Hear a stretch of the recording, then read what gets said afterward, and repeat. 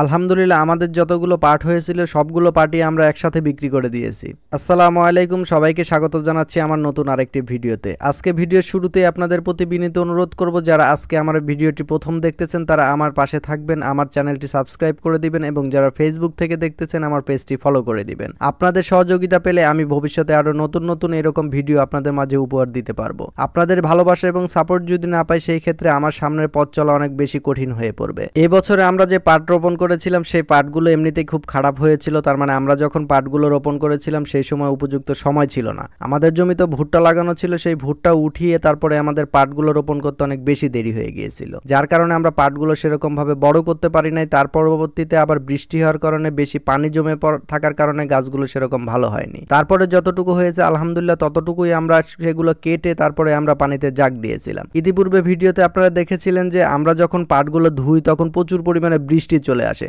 মানে পাটগুলো ধোয়া শেষ করে আমরা যখন পাটগুলো লাড়তে যাব সেই সময় প্রচুর বৃষ্টি চলে আসে। সেই বৃষ্টির মধ্যেই কিন্তু আমরা ভিজে ভিজে তারপরে এই পাটগুলো আমরা শুকাতে দিয়েছিলাম। তার পরবর্তীতে আমাদের এলাকায় এত পরিমাণে বৃষ্টি আসে যে সেই পাটগুলো আমরা উঠাইতে পারি নাই। একটানা 4 থেকে 5 দিনের মতন আমাদের এই পাটগুলো পানিতে ভিজেছিল। এই বছরে অতি বৃষ্টির কারণে কিন্তু প্রত্যেকটা কাজ করতে গিয়ে আমরা কৃষকরা কিন্তু ব্যাপক সমস্যার সম্মুখীন হয়েছি। একদিকে যেরকম অতি বৃষ্টির কারণে আমরা ফসল সেরকম ভাবে ফলাইতে পারি নাই, দ্বিতীয়ত আমরা যে ফসলগুলো ফলিয়েছি সেগুলো আমরা ঘরে উঠাইতে খুব সমস্যা হচ্ছিল। আলহামদুলিল্লাহ আল্লাহ তাআলা যেটা করেন অবশ্যই বান্দাদের মঙ্গলের জন্যই করেন, যার কারণে আমরা প্রত্যেকটা কাজে আল্লাহর শুকরিয়া আদায় করি।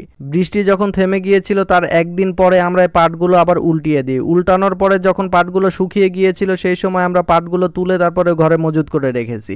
এদিকে আমরা পাটগুলো উঠানোর পরে আমাদের যে পাটখড়িগুলো ছিল সেগুলো আমরা তার পরবর্তীতে এগুলো শুকাতে দেই। আমাদের এলাকায় যে মৌসুমী যে ফসলগুলো হয়, মানে যখন যে সিজনের ফসলগুলো হয় সেগুলো বিক্রি করতে কিন্তু বেশি একটা সমস্যা হয় না। তার কারণ আমাদের এখানে দেখা গেল যে অনেক সময় ব্যাপারীরা বাড়িতেই চলে আসে এই ফসলগুলো কেনার জন্য। তারই পরিপ্রেক্ষিতে একজন ব্যাপারীর সাথে আমাদের বাড়িতেই দামে বনিবনা হয়ে যায়, বিধায় আমরা তার কাছে এই পাটগুলো বিক্রি করে দিই। তো যিনি আমাদের পাটগুলো নিয়েছেন উনি একটা আবদার করেন যে এই পাটগুলো তার কাছে হাটের দিনে পৌঁছায় দিতে হবে। উনি যেহেতু আমাদের পার্শ্ববর্তী এলাকার মানুষ এবং আমাদের খুব পরিচিত, তার কারণে আমরা এটা রাজি হয়ে যাই। তাই পরবর্তীতে আমরা হাটের দিনে ভ্যান ডেকে তারপরে এই পাটগুলো তুলে তারপর আমরা হাটে নিয়ে যাচ্ছি। আমাদের পাটগুলো আমরা প্রতি মন 3350 টাকা করে বিক্রি করেছি। এবছর আমাদের এলাকাতে পাটের দাম অনেক বেশি, যেই পাটগুলো অনেক বেশি ভালো হয়েছে সেই পাটগুলো 3800-4000 টাকা পর্যন্ত বিক্রি হয়েছে।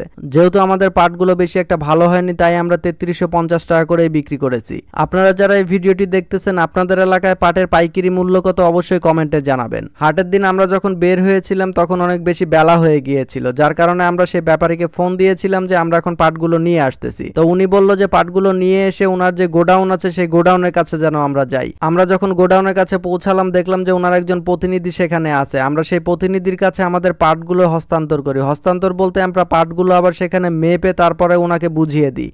আমাদের পাটগুলো মেপে বুঝিয়ে দেওয়ার পরে আমাদের যে পরিমাণে পাট হয়েছে সেই পরিমাণের পাটের যে পরিমাণে টাকা এসেছে সেই টাকাগুলো আমরা বুঝে নেই। আমার এই ভিডিওটি কে কোথায় থেকে দেখতেছেন অবশ্যই কমেন্টে জানাবেন। আজকের ভিডিওটি এই পর্যন্তই, দেখা হবে আবার নতুন কোনো আরেকটি ভিডিওতে। ততক্ষণ সবাই ভালো থাকবেন, সুস্থ থাকবেন। আল্লাহ হাফেজ, আসসালামু আলাইকুম।